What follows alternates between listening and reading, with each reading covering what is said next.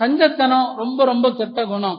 பெருமானார் ஸல்லல்லாஹு அலைஹி வஸல்லம் அவர்கள் சொல்வார்கள், அல் பகீலு அதுவுல்லாஹ், கஞ்சன் இருக்கிறானே அவன் அல்லாஹ்வுடைய விரோதி, அவன் மக்களுடைய விரோதி என்று பெருமானார் ஸல்லல்லாஹு அலைஹி வஸல்லம் அவர்கள் சொல்வார்கள். அஸ்ஸஹியு கரீபும் மினல்லாஹ், யார் தாராளமா வழங்குறானோ, தாராளமாக யார் கொடுக்கிறானோ அவன் அல்லாஹ்வுக்கு நெருக்கமானவன் சொல்லுவாங்க. கஞ்சத்தனத்தை பத்தி அரபியில நிறைய கிதாபுகளே இருக்குது. ஒரு காலத்துல எப்படியெல்லாம் கஞ்சர்கள் இருந்தாங்க, அதுல நிறைய சுவையான கதைகள் எல்லாம் இருக்குது. நம்மிலும் கூட பலர் அப்படிப்பட்ட கஞ்சத்தனம் உடையவர்கள் இருக்கலாம்.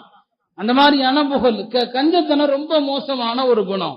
அல்லாஹ் குர்ஆன்ல சொல்வான், வமன் யூக ஷுஹ நஃப்ஸிஹி ஃபஉலாயிக ஹுமுல் முஃப்லிஹூன், யார் கஞ்சத்தனத்திலிருந்து பாதுகாக்கப்பட்டார்களோ அவர்கள்தான் வெற்றியாளர்கள் என்று அல்லாஹ் சொல்றான். சாத் பின் அபி வக்காஸ்ங்கிற சஹாபி, அவங்க தவாஃப் செஞ்சாங்க. 7 சுத்துலையும் ஒரே துவா தான் செஞ்சாங்க. 7 சுத்துலையும் ஒரே துவா. என்ன துவான்னு சொன்னா, அல்லாஹும்ம கினி ஷுஹ நஃப்ஸி, யா அல்லாஹ் என்னை கஞ்சத்தனத்திலிருந்து பாதுகாப்பாயாக, கஞ்சத்தனத்திலிருந்து பாதுகாப்பாயாக. இதான் 7 சுற்றுலையும் துவா செய்யறாங்க.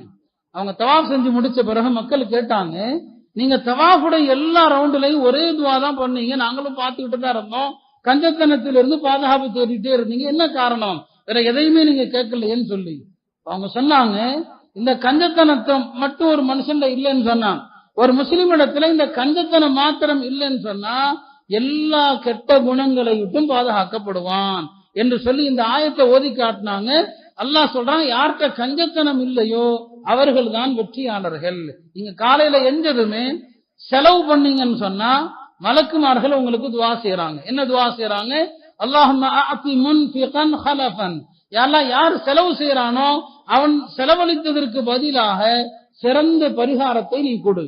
யார் செலவு செய்யாம கையை சுருக்கி கொள்றானோ அவனுக்கு மலக்குமார்கள் துவா என்ன பண்றாங்க?